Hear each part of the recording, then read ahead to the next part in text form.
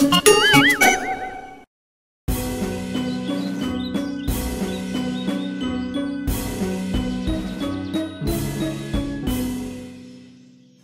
ఏళ్లకు పూర్వం భూమికి దూరంగా సిండ్రెల్లా అనే అందమైన అమ్మాయి నివసిస్తూ ఉండేది.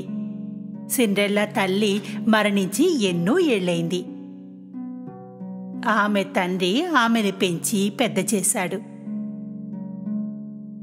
సిండ్రెల్లా తండ్రి మరో వివాహం చేసుకున్న తర్వాత వారి జీవితంలో ఎన్నో మార్పులు వచ్చాయి. ఆమె తండ్రికి కొత్త భార్య మరియు ఆమె 2 కూతుళ్లు సవితి తండ్రి ఇంట్లోనే ఉండసాగారు. మొదటిసారి వాళ్ళు కలిసినప్పటి నుండి సవితి తల్లికి సిండ్రెల్లా అంటే ఏమాత్రం ఇష్టం ఉండేది కాదు. ఆమె కూతుళ్లకు సిండ్రెల్లా అందం, ఆమె దయాగుణం అంటే ఈర్ష్యగా ఉండేది. సిండ్రెల్లా అక్కలు సిండ్రెల్లా అంత అందంగా ఉండేవారు కాదు. ఇంతేకాదు, వాళ్ళిద్దరూ ఎంతో కఠోరంగా మొండితనంతో ఉండేవారు. ఒకరోజు ఏదో పని కారణంగా సిండ్రెల్లా తల్లి దూర ప్రాంతానికి యాత్రకి వెళ్లాల్సి వచ్చింది. అదే సమయంలో సిండ్రెల్లా సవితి తల్లి, ఆమె అక్కలు ఆమె జీవితాన్ని నరకంగా మార్చేశారు.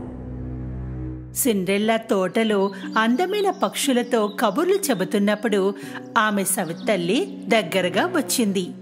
"ఈ రోజు నుండి నువ్వు ఇక్కడే పడుండు. ఇంటి పనంతా చెయ్యాల్సింది. నువ్వు ఇంత మంచి బట్టలు వేసుకుని తిరగడం నాకిష్టం లేదు." సిండ్రెల్లాకి ఆమె చెప్పింది ఏమీ అర్థం కాలేదు. నిస్సహాయంగా ఆమె చెప్పినట్లే చేయసాగింది. ఆమె తన వస్తువుల్ని తీసుకుంది, పాకలోకి వెళ్ళిపోయింది. ఆ రోజు తర్వాత నుండి సిండ్రెల్లా ఇంటి పనులన్నీ స్వయంగా చేసేది. ఆమె ఎంతో అలసిపోతుంది. కానీ ఆమె సవితల్లికి లేదా సవితి అక్కలకి ఆమెపై ఏమాత్రం దయలేదు. "నేలంతా మళ్ళీ శుభ్రం చెయ్యి. దీనిపై దుమ్ము నీకు కనిపించడం లేదా? నువ్వింకా బట్టలు ఉతకడం లేదా? నా వద్ద వేసుకోవడానికి మంచి డ్రెస్సే లేదు." సిండ్రెల్లా వద్ద ఎలకలు, కిటికీ దగ్గరకు వచ్చే పక్షులు తప్ప మరో స్నేహితులు లేరు. చలి నుండి కాపాడుకోవడానికి రాత్రి సమయంలో ఆమె చిమ్నీ దగ్గరగా వెళ్లి వేడి కాపడం తీసుకుంటూ ఉండేది. అక్కడే నిద్రపోయేది. ఇలాగే రోజులు గడిచిపోయాయి. ఓ రోజు పట్నంలో రాజ్యం నుండి ఒక ప్రకటన జరిగింది. "మా రాకుమారుల ద్వారా మహల్లో ఒక పార్టీ జరగనుంది. పెళ్లి కోసం అర్హులైన అమ్మాయిలందరూ ఈ పార్టీకి ఆహ్వానించబడుతున్నారు." సవతి అక్కలు ఈ ప్రకటనని విన్న వెంటనే పరిగెత్తుకుంటూ ఇంటికి వెళ్లి తమ తల్లితో ఈ విషయాన్ని చెప్పారు. "పార్టీలో మీరిద్దరూ అందరికంటే అందంగా ఉంటారు. రాజకుమారుడు మీ ఇద్దరిలో ఒకరిని ఎంచుకోవాలి. ఈ విధంగా మనందరం మహల్లో ఉండగలం, అంతే కదా? నేను మీ ఇద్దరి కోసం గౌను, చెప్పులు కొంటాను. పదండి, మనం కొనడానికి వెడదాం." సవితి తల్లి మరియు సవితి అక్కలు బయటికి వెళ్లిపోయారు. అక్కడ నిలబడి వాళ్ల మాటలు వింటున్న సిండ్రెల్లా బాధగా ఉండిపోయింది. ఎన్నో రోజులు తయారీలు జరుగుతూనే ఉన్నాయి. సవితి అక్కల గౌను కుట్టించి వచ్చేసింది. ప్రతిరోజు వాళ్ళు ఆ గౌను వేసుకుని అద్దం ముందు నించుని తమ అందాల్ని చూసుకునేవారు.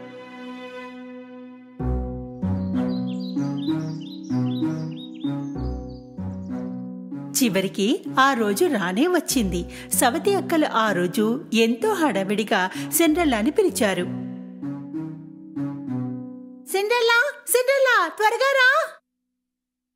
ఎక్కడ ఉన్నావు? త్వరగా మా స్నానానికి నీళ్లు సిద్ధం చేయి." రోజంతా సిండ్రెల్లా తన అక్కల తయారవడంలో సహాయపడుతూనే ఉంది.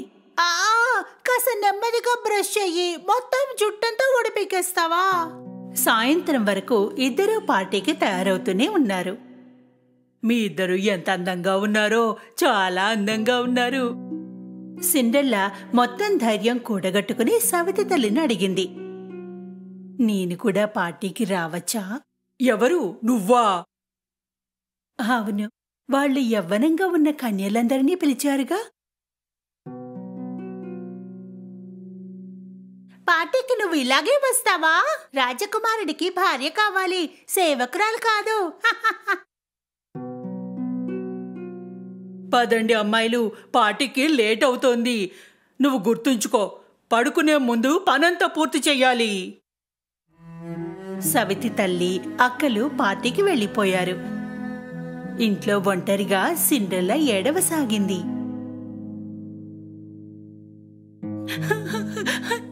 నేను పార్టీకి ఎందుకు వెళ్ళకూడదమ్మా?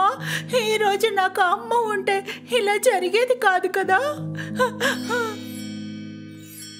అదే సమయంలో ఒక ఉజ్వలమైన కాంతి కనిపించింది.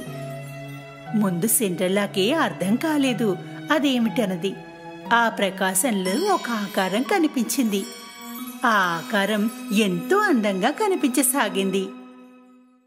నా బంగారు తల్లి సిండ్రెల్లా, నువ్వు కూడా పార్టీకి వెళ్ళు తల్లి, ఏడవద్దు. సిండ్రెల్లా తన కళ్ళను నమ్మలేకపోయింది. కంగారుగా అడిగింది, నేను కూడా పార్టీకి వెళ్ళొచ్చా? నేను ఎలా ఉన్నానో చూడు. చింతించకు, నేను నీకు సహాయం చేస్తాను. నాకు ఒక ఆనపకాయ 7 ఎలకల్ని అందివ్వు. సిండ్రెల్లాకి అర్థం కాలేదు ఆమెకి ఈ వస్తువులు ఎందుకు కావాలో. కాని ఆమె అడిగినవి మాత్రం ఇచ్చింది. ముందు వంటింట్లోకి వెళ్ళింది, పెద్ద ఆనపకాయని తెచ్చింది. తను గోదాంలోకి వెళ్ళింది, ఎలక మిత్రుల్ని తోడుగా తీసుకుని వచ్చింది. పరి తన మంత్రదండంతో ఆనపకాయని అందమైన బండిగా మార్చేసింది. ఎలకల వైపు తిరిగింది. వాటిలో నుండి ఒకదాన్ని డ్రైవర్ చేసేసింది. మిగతా ఎలకలని అందమైన గుర్రాలుగా మార్చేసింది.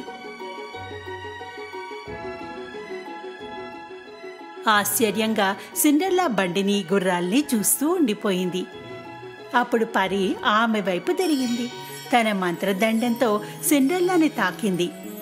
ఆమె పాత డ్రెస్ ఒక అందమైన పార్టీ గౌన్గా మారిపోయింది.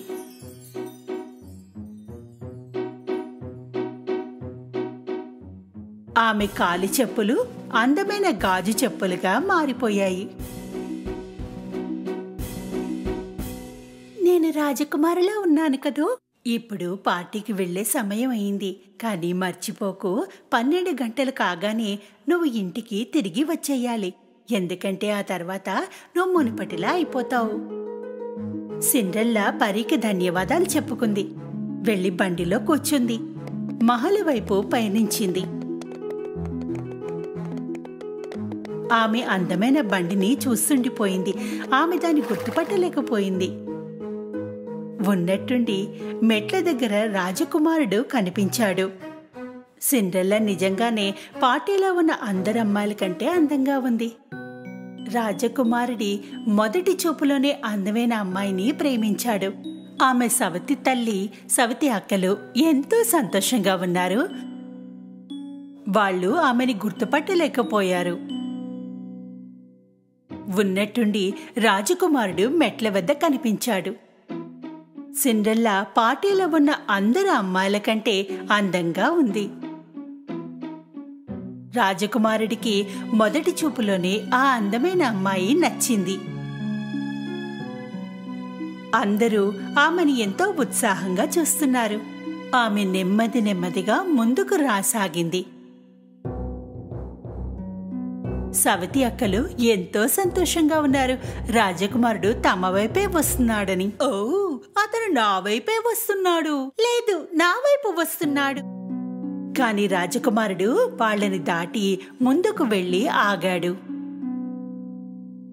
హే సుందరి, నాతో కలిసి నువ్వు నాట్యం చేస్తావా? సిండ్రెల్లా ఎంతో సంతోషంగా ఒప్పుకుంది. రాజకుమారుడు సిండ్రెల్లా ఉత్సాహంగా చూస్తూ ఆహ్వానించబడి వారంతా చూస్తుండగానే నాట్యం చేశారు. సిండ్రెల్లా సంగీతం, నృత్యం చూశారు. ఆమె కనిపించింది ఆ మహల్లో రాజకుమారుడు తను తప్ప మరెవరూ లేనట్టుగా. వాళ్ళిద్దరూ అర్ధరాత్రి వరకు నృత్యం చేశారు. సిండ్రెల్లాకి ఎంత సమయం అయిందో తెలియలేదు. ఉన్నట్టుండి ఆమె చూపు గడియారంపై పడింది. అర్ధరాత్రి అయింది. అదే సమయంలో సిండ్రెల్లా పరి ఇచ్చిన హెచ్చరిక గుర్తొచ్చింది. 12 గంటలు కాగానే నువ్వు ఇంటికి వచ్చేయాలి, ఎందుకంటే ఆ తర్వాత నువ్వు మునుపటిలా అయిపోతావు. కంగారు పడుతూ ఆమె రాజకుమారుణ్ణి అక్కడే వదిలి పరిగెత్తి వెళ్ళిపోయింది. ఆమె మెహలు మెట్టు దిగుతున్నప్పుడు ఆమె ఒక చెప్పుని అక్కడే వదిలేసింది. ఆమె వద్ద దాన్ని తీసుకునే సమయం కూడా లేదు. బయటికి వస్తూనే 12 గంటలు గడియారం కొట్టింది. మళ్ళీ అన్నీ మునిపటిలాగానే మారిపోయాయి. రాజకుమారుడు ఆమె వెనకాలే పరిగెత్తుకుని వచ్చాడు, మెట్లపై వదిలేసిన చెప్పు పట్టుకుని. తెలుసుకోండి, ఈ చెప్పు ఎవరిదో. మరి దీనికోసం రాజ్యంలో ఉన్న యువతులందరినీ కలిసినా సరే ఆమెను వెతికి తీసుకుని రండి. సిండ్రెల్లా ఆయాసపడుతూ ఇంటికి చేరుకుంది. ఆమె రాజకుమారుడితో గడిపిన సమయాన్ని ఆలోచిస్తూ ఉండిపోయింది. ఆమెకి తెలుసు ఆమె వద్ద ఏ అవకాశం లేదు. అయినా రాజకుమారుణ్ణి ప్రేమించసాగింది. రాజకుమారుడి కోసం ఆ అమ్మాయి వెతకడం అసంభవం. ఒకవేళ వెతికినా కూడా గుర్తించలేడు. రాజకుమారుడి సేవకులు రాజ్యంలో ప్రతి ఇంటికి వెళ్లి ఆ చెప్పులు ఎవరికి చెందుతాయని మహిళల్ని వెతకసాగారు. కానీ ఆ చెప్పులు ఏ అమ్మాయి కాలికి చాలడం లేదు.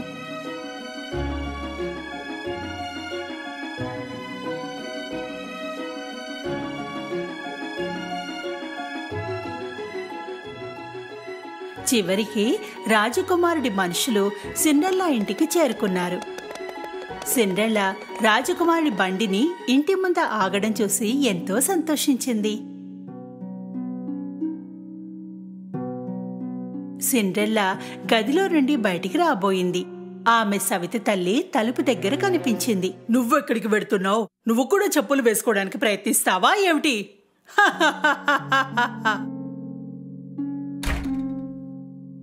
వ్యంగ్యంగా నవ్వడంతో పాటు సవితి తల్లి గోదాము తలుపుని మూసేసింది. వద్దు, దయచేసి తలుపు తెరవండి, తెరవండి దయచేసి.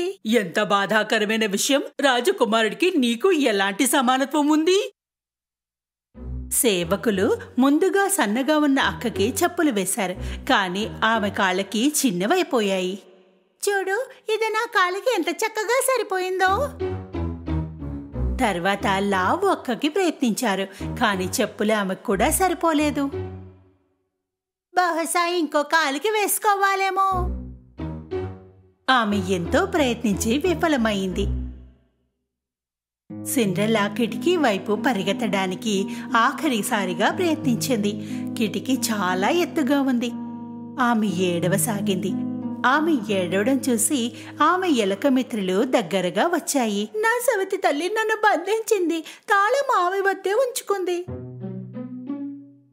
ఎలకలు తలుపు కింద దారి నుండి బయటికి వచ్చి సవితి తల్లి తలుపు వద్ద రాజకుమారుడి మనుషులపైకి ఎక్కి నిలబడ్డాయి. మీరు రేపు రావచ్చు కదా, ఈరోజు వాళ్ళు ఎంతో అలసిపోయి ఉన్నారు, కాళ్ళు కాస్త వాచాయి. ఎలక సవితి తల్లి స్కర్ట్ పైకి ఎగిరింది. తాళం తీసుకుని పైనుండి పరిగెత్తింది. తాళం తలుపు కింద నుండి జారేలా చేసింది. తాళాన్ని చూసి సిండ్రెల్లా ఎంతో సంతోషించింది. తలుపు తెరిచి త్వరగా కిందకి పరిగెత్తింది. అరే, నువ్వెలా బయటికి వచ్చావు? దయచేసి ఆగండి, వెళ్ళకండి, నేను కూడా చెప్పులు వేసుకుని చూడాలి. సవితి తల్లి అక్కలు ఈ మాటలు విని గట్టిగా నవ్వసాగారు. శాంతించు, ఇది రాజకుమారుని ఆజ్ఞ. రాజ్యంలో ఉన్న అమ్మాయిలందరూ వీటిని ప్రయత్నించాలి. సిండ్రెల్లా ఆ చెప్పులు వేసుకోగానే అందరికీ ఆశ్చర్యం కలిగింది. ఎందుకంటే ఆ చెప్పులు ఆమెకి చక్కగా సరిపోయాయి. ఓ సుందరి, ఈ చెప్పు మరి నీదేనా? సిండ్రెల్లా అవునన్నట్టుగా తల ఊపింది. దయచేసి మాతో పాటు మహల్కి రండి. సిండ్రెల్లా వారితో పాటు మహలుకు వెళ్ళింది. వారు ఆమెని రాజకుమారుడి ఎదుట నిలబెట్టారు. రాజకుమారుడు సిండ్రెల్లా కళ్ళలోకి చూడగానే అతనికి తెలిసింది ఆ రాత్రి ఆమె తనతో కలిసి నృత్యం చేసిందని. చివరికి నిన్ను నేను వెతకగలిగాను. నువ్వు నన్ను వివాహం చేసుకుంటావా? సంతోషంగా కన్నీళ్లు నిండిన కళ్ళతో ఆమె రాజకుమారుడి ప్రస్తావనని స్వీకరించింది. వారు వివాహం చేసుకుని ఎంతో సంతోషంగా జీవించారు.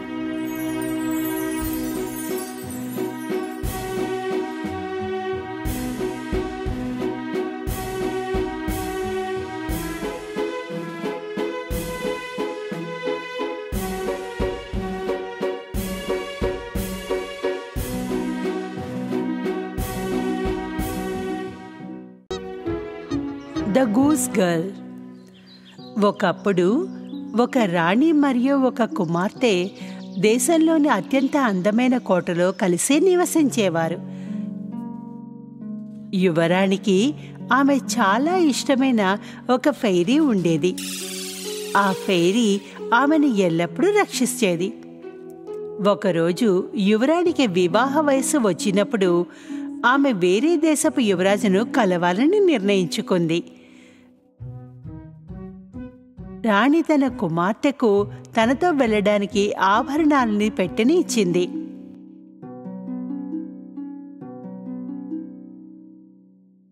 దారిలో మిమ్మల్ని యువరాణి అని ఎవరైనా గుర్తిస్తే, నా బంగారు తల్లి, నీకు ఏదైనా చెడు జరగచ్చు. కాబట్టి నీతో సైనికుడిని కాకుండా నా సహాయకుడిని కూడా ఉంటాడు తోడుగా. మంచి ఫెయిరీ వద్ద యువరాణికి బహుమతిగా చాలా ఉన్నాయి. ఆమెకు ఫలాదా అని మాట్లాడే గుర్రాన్ని కూడా ఇచ్చింది. నేను ప్రయాణానికి సిద్ధంగా ఉన్నాను నా యువరాణి. నా యువరాణి, నేను నీకు ఇవ్వాలనుకుంటుంది మరొకటి ఉంది. ఫెయిరీ యువరాణికి రుమాలు ఇచ్చింది. ఇది ఒక మాయా రుమాలు. నా యువరాణి, దీన్ని ఎల్లప్పుడూ నీ వద్దే ఉంచుకో. నీకు అవసరమైనప్పుడు మాత్రమే దీన్ని ఉపయోగించు. యువరాణి వీడ్కోలు చెప్పి ఫలాదా పైకి వచ్చింది. ఆమె సహాయకుడి గాడిద పైన ఉన్నాడు. కొన్ని గంటల తర్వాత యువరాణి అటవీ మార్గంలో నడుస్తూ అలసిపోయింది. విశ్రాంతి తీసుకోవాలని ఆగింది. ఓ, నాకు చాలా దాహంగా ఉంది. నా దగ్గర నీరు ఉంది కదా, దయచేసి నాకు కొంచెం ఇవ్వవా? సహాయకురాలు ఆ నీటిని తాగేసింది. క్షమించండి యువరాణి, నాకు కూడా చాలా దాహం వేసింది, కాబట్టి నేను ఆ నీళ్లు తాగేశాను. మీరు వెళ్ళి ఎత్తుక్కోండి, నేను మీకు సేవకురాలిని కాదు. సేవకురాలు గౌరవం ఇవ్వకపోవడంతో యువరాణి ఆశ్చర్యపోయింది. కానీ ఆమె ఏమీ మాట్లాడలేదు. ముందుకు కొనసాగింది. కొంత దూరం గడిచిన తర్వాత యువరాణి మళ్ళీ ఆగింది. సహాయకురాల, దయచేసి ఆ ఫౌంటైన్ నుండి నాకు కొంచెం నీరివ్వగలవా? క్షమించండి యువరాణి, నేను మీకు పని మనిషిని కాదు. నేను మీకు ముందే చెప్పాను కదా, మీరు గుర్రం దిగి మీరే తెచ్చుకోండి నీటిని. యువరాణి మరియు ఫలాదా కూడా ఒకరినొకరు చూసుకున్నారు. మీకు తెలుసా, నేను ఈ అసిస్టెంట్ గర్ల్ గురించి రెండో ఆలోచన కలిగి ఉన్నా. మీరు ఆమె దగ్గర జాగ్రత్తగా ఉండడం మంచిది. యువరాణి తన గుర్రం దిగింది. ఆమె దిగి తన అరచేత్తో కొంచెం నీరు తాగింది. ఆమె జేబులో ఉన్న మ్యాజిక్ రుమాలు అకస్మాత్తుగా మాట్లాడడం ప్రారంభించింది. నా యువరాణి, కాస్త జాగ్రత్తగా ఉండండి. ఈ సహాయకురాలు ప్రమాదకరమైనది. కానీ యువరాణి త్రాగడానికి వంగినప్పుడు ఆమె మాయా రుమాలు నీటిలో పడిపోయింది. అయ్యయ్యో! నీటిలో మాయా రుమాలు పడిపోవడం చూసి సహాయకురాలు తన అవకాశాన్ని చూసుకుంది. మీ వద్ద ఇంకెటువంటి శక్తి లేదు. ఇప్పటి నుండి నేను అన్ని ఆదేశాలు ఇస్తూ ఉంటాను. నేను చెప్పేది మీరు ఖచ్చితంగా చేసి తీరాలి. ఇప్పుడు యువరాణి బట్టలు తీసి నాకు ఇవ్వండి. ఇక నా ఈ పిచ్చి బట్టలు నువ్వు వేసుకో. ఎవరికైనా మీరు ఈ విషయం చెబితే నేను జైల్లో పడేయిస్తాను. సహాయకురాలు యువరాణి దుస్తుల్ని మాత్రమే ధరించలేదు, ఆమె తన గుర్రం ఫలూదాపై కూడా ఎక్కి కూర్చుంది. ఇక ముందుకు సాగడం ప్రారంభించింది. అసలైన యువరాణి మాత్రం గాడిదపై ఎక్కి మెల్లగా ఆమెను అనుసరించింది. కొద్దిసేపటి తర్వాత వారిద్దరూ యువరాజ భవనానికి చేరుకున్నారు. యువరాజు వారిని స్వాగతించినప్పుడు సహాయకురాలే యువరాణిగా భావించి ఆమెను లోపలికి ఆహ్వానించాడు. సేవకురాల్ని కూడా గమనించాడు. సరే యువరాజా, ఆమె కేవలం సేవకురాలు మాత్రమే. ఆమె మనతో పాటు ప్యాలెస్ లోపలికి రావాల్సిన అవసరం లేదు. ఆమెకు మీరు ఒక ఉద్యోగం ఇచ్చి సేవకురాలిగా ఆమె స్థానాన్ని ఆమెకి గుర్తు చేయండి చాలు. అలాగే యువరాజు చేశాడు. ఆమెను పెద్ద బాతుల కీపర్గా ఉంచి కోన్రాడ్ అనే అబ్బాయికి పరిచయం చేశాడు. కాన్రాడ్కి సహాయం చేయడం ద్వారా మీరు కూడా గూస్ షెపర్డ్ కావచ్చు. నా యువరాజా, మీకోసం మరొక అభ్యర్థన ఉంది. మీరు క్రోధ స్వభావం గల గుర్రాన్ని కట్టివేయగలరా? అది ఇంకా మంచిది. అతన్ని గొలుసులతో లాక్ చేయండి. దాదాపు నన్ను ఇక్కడికి వచ్చే మార్గంలో పడవేయబోయింది. యువరాజ సహాయకుడిని పిలిచి గుర్రాన్ని బార్న్లో బంధించమని ఆదేశించాడు. సహాయకుర్రాలు ఆమె మోసం రహస్యంగా ఉందని నిర్ధారించుకోవడానికి ప్రయత్నిస్తోంది. యువరాజును మోసం చేసింది.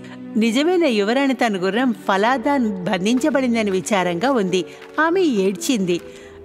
ఆమె వెంటనే అతన్ని చూడ్డానికి గుర్రాల శాలకు వెళ్ళింది. ఫలాదా గొలుసులతో అక్కడ కట్టివేయబడి ఉంది. అయ్యయ్యో ఫలాదా, నిన్ను ఏం చేశారు వీళ్ళు? మీ తల్లి మహారాణికి జరిగిన దాని గురించి వింటే ఆమె చాలా కలత చెందుతుంది నా యువరాణి. యువరాణి తన గుర్రం ఫలాదాను విడిచిపెట్టి కోన్రాడ్తో కలిసి గడ్డి మైదానంలో పెద్ద బాతుల్ని మేపడం ప్రారంభించింది. కాసేపటి తర్వాత ఆమె విశ్రాంతి తీసుకోవడానికి ఒక రాయిపై కూర్చుంది. తన అందమైన జుట్టును పట్టుకున్న బంగారు జుట్టు క్లిప్పును విప్పింది. ఈ మెరిసే హెయిర్ క్లిప్లను చూసిన కోన్రాడ్ వెంటనే యువరాణి జుట్టు వద్దకు వచ్చి వాటిని తీసుకోవాలనుకున్నాడు. గోల్డెన్ హెయిర్ క్లిప్స్, నాకు ఆ బంగారు జుట్టు క్లిప్లు కావాలి. ఆహా, నా జుట్టును వదిలిపెట్టు. గట్టిగా వీచు వెర్రిగాలి, వేగంగా వీచు, నేరుగా వీచు కోన్రాడ్ యొక్క టోపీని కింద పడవి. అదే సమయంలో అటువంటి పిచ్చి గాలి వీచింది. కోన్రాడ్ యొక్క టోపీ అతని తలపై నుండి ఎగిరిపోయింది. పర్వతాలపైకి ఎగురుతున్న టోపీని వెంబడించిన తర్వాత కోన్రాడ్ చివరకు అతని టోపీని పట్టుకున్నాడు. తన జుట్టును తిరిగి కట్టివేసిన యువరాణి తన బంగారు క్లిప్లను వాటి మధ్య దాచిపెట్టింది. సూర్యాస్తమయం వరకు పెద్ద బాతుల్ని కలిసి మేపిన తర్వాత కోన్రాడ్ మరియు యువరాణి చివరికి ప్యాలెస్కు తిరిగి వచ్చారు. కోన్రాడ్ వెంటనే రాజు ముందు నిలబడ్డాడు. నేను ఆ అపరిచితుడితో పని చేయకూడదనుకుంటున్నాను. అదెందుకు కాన్రాడ్? ఆమె పిచ్చిది. ఆమె తన గుర్రంతో మాట్లాడుతోంది. నా టోపీని ఊదుతూ నన్ను ఎగతాళి చేస్తోంది. ఈ మాటలు విన్న తర్వాత రాజు మనసులో సందేహాలు వచ్చాయి. మరుసటి రోజు రాజు రహస్యంగా యువరాణిని అనుసరించాడు. యువరాణి మొదట గుర్రంశాలకు వెళ్ళి అక్కడ గొలుసులతో కట్టివున్న గుర్రం ఫలాదాతో మళ్ళీ మాట్లాడింది. గుర్రం మాట్లాడడం చూసి రాజు తన కళ్ళను తానే నమ్మలేకపోయాడు. అప్పుడు అతను గడ్డి మైదానానికి వెళ్ళాడు. అక్కడ కోన్రాడ్ మరియు యువరాణి పెద్ద బాతులను మేపుతున్నారు. అతను పొద వెనక దాక్కున్నాడు. కొద్దిసేపటి తర్వాత యువరాణి జుట్టులో బంగారు జుట్టు క్లిప్పులను గమనించాడు.